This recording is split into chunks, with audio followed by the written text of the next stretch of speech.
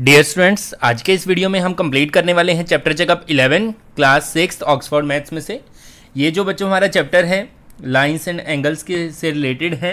तो इसमें first question में हमें क्या करना है, look at the given figure and answer. ये जो हमारा फिगर हमें दे रखा है डायग्राम, इसमें से हमें इन क्वेश्चंस के आंसर लिखने हैं। ठीक है, फर्स्ट है 3 पॉइंट्स, कोई भी 3 पॉइंट्स इसमें से बताने हैं। तो 3 पॉइंट्स आपको दिख रहे हैं एक्स, वाई और जेड। और पॉइंट को लिखने का तरीका होता है बेटे, लाइन सेगमेंट हो, लाइन हो या फिर रेज हो, तो उनको लिखने का एक मेथड होता है, वो आपने सीखना है कैसे है। ठीक है, अब पॉइंट्स है तो point X comma Y and Z, ये हमारे हो गए 3 पॉइंट। ठीक है, उसके बाद बी पार्ट में हमें क्या करना है, ये तो था ए पार्ट। बी पार्ट में बच्चों हमें क्या करना है, नेम 3 लाइन सेगमेंट। अब देखो बच्चों, लाइन सेगमेंट जब आप लिखेंगे तो उनके ऊपर इस तरह से डैश लगाएंगे। रे जब आप लिखेंगे एक तरफ एरो लगाएंगे। लाइन जब आप लिखेंगे तो दोनों तरफ एरो लगाएंगे। ये नोटेशन आपने क्लियर रखनी है अपने माइंड में, तभी हमारा क्वेश्चन जो है वो सही होगा। अब नेम 3 लाइन सेगमेंट है तो एक लाइन सेगमेंट बन जाएगा एक्स वाई। एक्स वाई सिर्फ इतना नहीं लिखना, इसके ऊपर ये लगाना है, क्योंकि अगर आप बच्चों एक चीज क्लियर रखो, अगर आप ऐसे लिखते हो इसका मतलब एक्स वाई लाइन, अगर आप लिखते हो एक्स वाई इस तरह से तो इसका मतलब होता है एक्स वाई रे। अगर आप लिखते हो एक्स वाई इस तरह से तो ये होता है एक्स वाई लाइन। तीनों में देखो कितना डिफरेंस है, लिखने में एक्स वाई है लेकिन डिफरेंस बहुत ज्यादा है। ठीक है, तो ये क्लियर रखना है आपने। अब एक्स वाई हो गया। सेकंड आप देख सकते हैं, सेकंड हमारा है वाई जेड, आप ले सकते हो, कोमा लगा के लिखना है वाई जेड, लेकिन ऊपर इस तरह से। फिर तीसरा जो हो सकता है बच्चों आपका थर्ड, वो हो सकता है जेड एक्स या एक्स जेड, मर्जी आपकी, जैसे भी आप लिखना चाहें। लेकिन रे को जब हम लिखेंगे उसमें आपने थोड़ा क्लियर रखना है अपने, थोड़ा सा वो पॉइंट क्या होगा वो मैं बताऊंगा आपको। नेम 3 एंगल्स, एंगल्स होते हैं बच्चों ये वाले। ठीक है, यहाँ पे इस तरह से है ना, ये वाली शेप बनी हुई है, तो ये 3 एंगल आपने लेने हैं। ठीक है, अब ट्रिपल नोटेशन में इनका नाम आपने देना है। ट्रिपल नोटेशन में क्या होता है, जहां पे जिस एंगल को आप ले रहे हो उसका नाम बीच में और साइड वाले दोनों आगे और पीछे। अब जैसे यहाँ पे एक्स एंगल लेंगे हम, तो एक्स को तो सेंटर में रखना है और इसके आगे पीछे एक तरफ है वाई और एक तरफ है जेड, तो वाई एक्स जेड ये हो गया। और एंगल की नोटेशन होती है इस तरह से। ठीक है, ये भी आपने नोटेशन जरूर लगानी है आगे। सेकेंड एंगल के लिए सेंटर में लेंगे जेड, तो एक्स जेड वाई हो जाएगा, एक्स जेड वाई। और तीसरा हो जाएगा बच्चों आपका वाई को बीच में लेंगे तो एक्स वाई जेड। ठीक है, ये 3 एंगल हो जाएंगे। फिर है डी पार्ट। डी पार्ट में नेम 4 रेज। अब रे को बच्चों ध्यान से देखना है आपने। रे होती है जिसका स्टार्टिंग पॉइंट तो हो लेकिन एंड पॉइंट ना हो, एंड में एरो हो। ठीक है, तो इस तरह के हम यहाँ पे 4 रे ढूंढते हैं। फर्स्ट तो हो जाएगी आपकी वाई एक्स। अब हम एक्स वाई नहीं लिखेंगे, क्यों? क्योंकि स्टार्टिंग पॉइंट वाई है, वाई से एक्स की तरफ जा रही है, तो हम यहाँ लिखेंगे फर्स्ट वाई एक्स और ऊपर लगाएंगे ये रे। ठीक है, फिर सेकेंड हम लिखेंगे वाई जेड, सेकेंड रे हो जाएगी वाई जेड। नेक्स्ट हो जाएगी एक्स जेड, क्योंकि x को अगर हम स्टार्टिंग पॉइंट लेते हैं इधर से तो z की तरफ एरो हमारे पास अवेलेबल है, तो हम यहाँ लिखेंगे एक्स जेड। और लास्ट हो जाएगी जेड एक्स। अब जेड एक्स क्यों लिया, क्योंकि z से अगर x की तरफ जाते हैं तो इधर भी एरो है। ठीक है, एक्स वाई नहीं ले सकते क्योंकि a की तरफ एरो है, दूसरी तरफ एरो नहीं है। ठीक है, तो ये आपकी 4 रेज हो गई। नेक्स्ट है नेम 1 लाइन।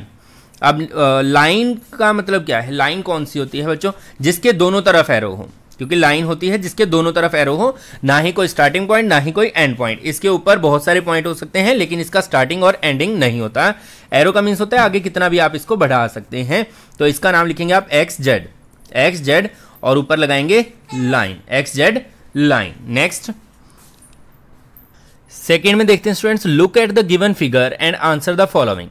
अब इसमें भी एक फर्स्ट क्वेश्चन की तरह ही डायग्राम हमें गिवन है और नीचे जो क्वेश्चन है 2 इसके, इनके हमें आंसर्स लिखने हैं। Name 11 line segment. अब 11 लाइन सेगमेंट हम इसी में से देखने हैं और बन जाएंगे बच्चों 11, यहां से आसानी से बन सकते हैं। देखो फर्स्ट है पी एस, पी से हम स्टार्ट करेंगे, पी एस, पी क्यू, फिर Q S, Q S T बन सकता है। ठीक है, इस तरह से सारे बनाते हैं। लाइन वाइज हम स्टार्ट करते हैं फर्स्ट से। एक बन जाएगा बच्चों आपका पी एस, एक आपका बन जाएगा पी क्यू। ठीक है, फिर आपका बन जाएगा क्यू एस, फिर आप बना सकते हैं एस टी, क्यू टी। ठीक है, कोमा लगा के लिखना है सबको, ये बात आपने क्लियर रखनी है। ठीक है, क्यू टी के बाद आप एक लिख सकते हो क्यू आर, एक हो सकता है आर टी, एक टी यू। ठीक है, लाइन ऊपर लाइन सेगमेंट जरूर लगाना है। फिर टी यू के बाद आप एक बना सकते हो आर यू। ठीक है, ये भी बन सकता है आर यू। एक आपका बन सकता है पी आर, पी आर। एक आप बना सकते हो एस यू, ठीक है, एस यू, क्योंकि पूरा भी तो लाइन सेगमेंट है ना। एस यू हो गए 11, 1 2 3 4 5 6 7 8 9 10 11, ठीक है। तो ये आपके 11 लाइन सेगमेंट यहाँ पे बन जाएंगे। उसके बाद बी पार्ट में आपका है, बी पार्ट में एंगल, नेम 18 एंगल। अब एंगल बहुत सारे हैं इसमें, देखो यहाँ पे 1 2 3, एक पूरा भी आप ले सकते हो, है ना। इसी तरह से यहाँ पे 1 2 3 और एक पूरा भी आप ले सकते हो, इधर वाला हिस्सा भी ले सकते हो। तो बहुत से एंगल हैं। तो हम स्टार्ट करते हैं। 18 एंगल हमें बनाने हैं, तो ध्यान से हम काउंट करेंगे। सबसे पहले हम बनाते हैं एस पी क्यू, ठीक है। यहाँ पे देखो एस पी क्यू, ये वाला एंगल मैंने लिया। फिर सेकंड आप ले सकते हो एंगल पी क्यू एस, ठीक है, पता चल रहा है ना, पी क्यू एस, ये वाला एंगल भी आप ले सकते हो। फिर थर्ड एंगल आप ले सकते हो Q S P, Q S P, Q S P. तो ये 3 एंगल हमने कवर कर लिया। अब हम आगे चलते हैं। आगे हम बनाएंगे एक एंगल क्यू एस टी, ठीक है, क्यू एस टी, इधर वाली ट्रायंगल में से। तो ये हो गया क्यू एस टी। फिर आप बना सकते हो एंगल एस टी क्यू, एक आपका बन जाएगा एंगल टी क्यू एस, ठीक है। 3 का कॉम्बिनेशन ले रहा हूं मैं। उसके बाद एक आपका बन सकता है टी आर क्यू एंगल, एक आपका एंगल बन सकता है, इसी से बनाना है अब, एंगल क्यू टी आर। एक आपका बन सकता है एंगल आर क्यू टी, ठीक है। उसके बाद नेक्स्ट ट्रायंगल में कवर करते हैं आर टी यू, ये वाली जो ट्रायंगल है इसमें हम कवर करते हैं एंगल आर टी यू। एक आपका आ सकता है एंगल टी यू आर, एक हो सकता है एंगल यू आर टी, ठीक है। 3 एंगल इधर से हो गई, यू आर टी ये वाले। अब आप देखें अभी भी हमारे 18 एंगल पूरे नहीं हुए हैं, ठीक है। यू आर टी के बाद आप जो है बना सकते हो एक P S T, P S T angle, ये भी बन जाएगा पी एस टी, ये पूरा एंगल है ना। तो यहाँ मैं लिखता हूँ, तो इसमें डायग्राम में भी आप देखें ये पूरा एंगल बन सकता है। पी एस टी के बाद एक बना सकते हो आप Q R you, Q R you, ये पूरा एंगल हो जाएगा, ठीक है।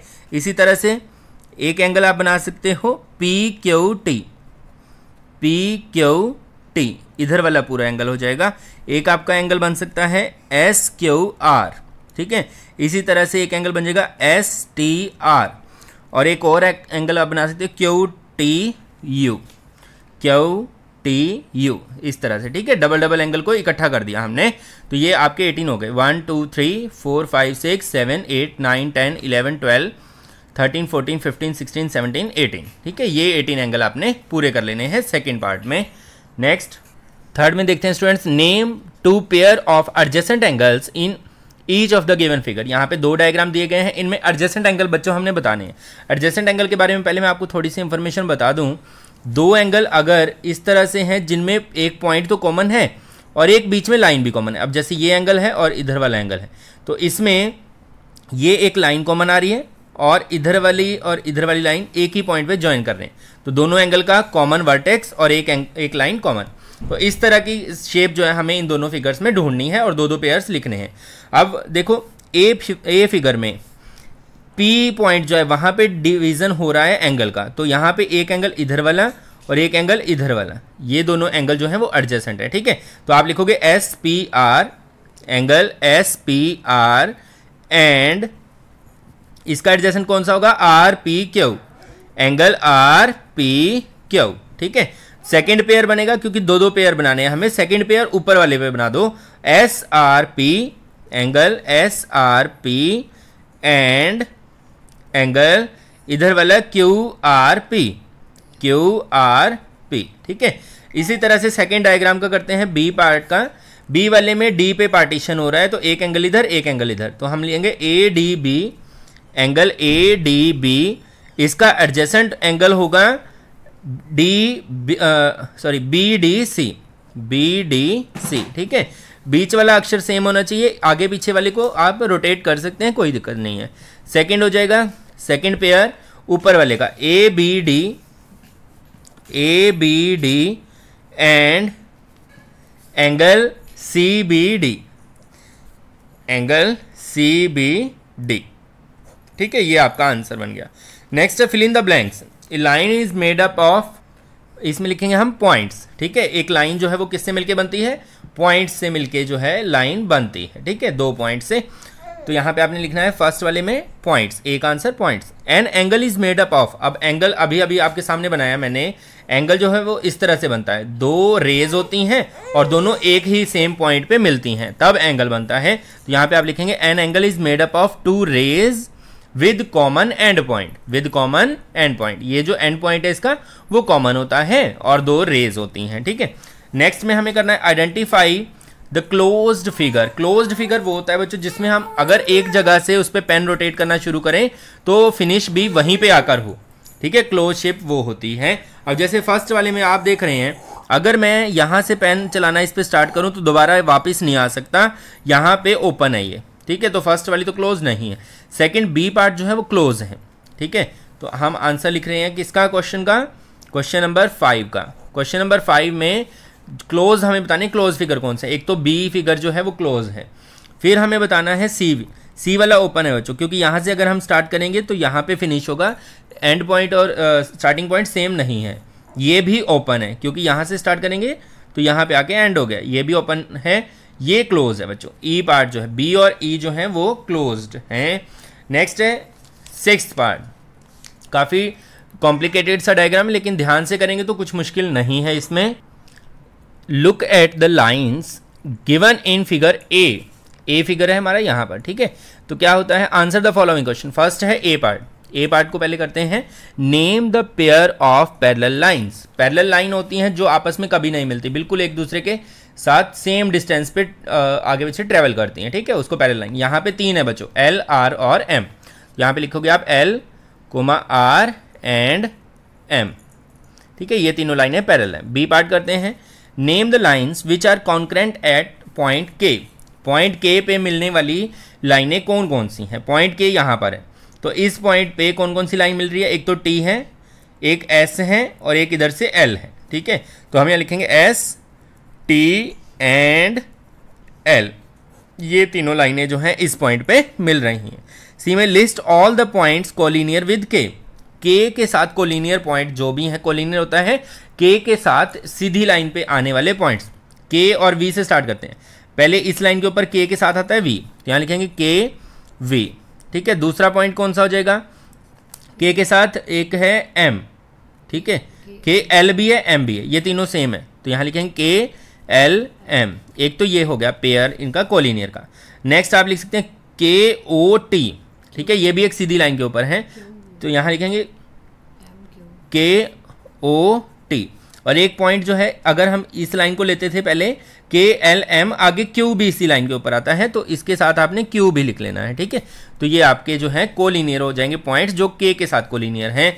नेक्स्ट है D part, name the points intersecting, name the lines intersecting at you. You पे एक दूसरे को काटने वाली लाइनें कौन सी हैं, यू पॉइंट है यहाँ पर, तो यहाँ पर एक इधर से आ रही है आर लाइन और इधर से आ रही है एन, तो यहाँ लिखेंगे आर एंड एन, ये दोनों लाइनें एक दूसरे को यू पॉइंट पे काटती हैं। नेक्स्ट है सेवंथ, मैच द फॉलोइंग। इसमें फर्स्ट है जीरो एंगल। जीरो एंगल होता है बच्चों, देखो एंगल क्या होता है, एंगल होता है दो रेज एक दूसरे के साथ कितने डिग्री पर इंक्लाइंड है, ये एंगल होता है। अब जीरो एंगल का मतलब क्या होगा, ये रे भी इसी के ऊपर है, मतलब एक सीधी लाइन के ऊपर दोनों रे हैं, ठीक है, ये वाली इसी के ऊपर हमने लाई करवा दी, तो ऐसी है यहाँ पर थर्ड फिगर, ठीक है, सेम एक सिंगल लाइन है, तो zero angle. First A part का आंसर आ जाएगा थर्ड। फिर बी स्ट्रेट एंगल होता है 180 डिग्री, 180 डिग्री एंगल है यहाँ पर, ठीक है, फोर्थ। नेक्स्ट है सी पार्ट, रिफ्लेक्स एंगल होता है 180 से ज़्यादा, तो 180 से ज़्यादा है ये वाला एंगल, 180 से बड़ा है, ठीक है, तो ये हो जाएगा सेकंड पार्ट, रिफ्लेक्स का आंसर आ जाएगा सेकंड। और लास्ट है एक्यूट, एक्यूट होता है 90 से कम, जो कि है फर्स्ट, तो हमारा जीरो को मैच करोगे थर्ड से, स्ट्रेट के लिए फोर्थ, रिफ्लेक्स के लिए सेकंड और एक्यूट के लिए फर्स्ट, ठीक है। तो प्यारे बच्चों, ये थे आपकी chapter checkup 11 class 6 Oxford maths में से। और भी नए नए वीडियोस आपको देखने को मिलते रहेंगे, तो देखते रहिए और सब्सक्राइब करना ना भूलिएगा। Thank you.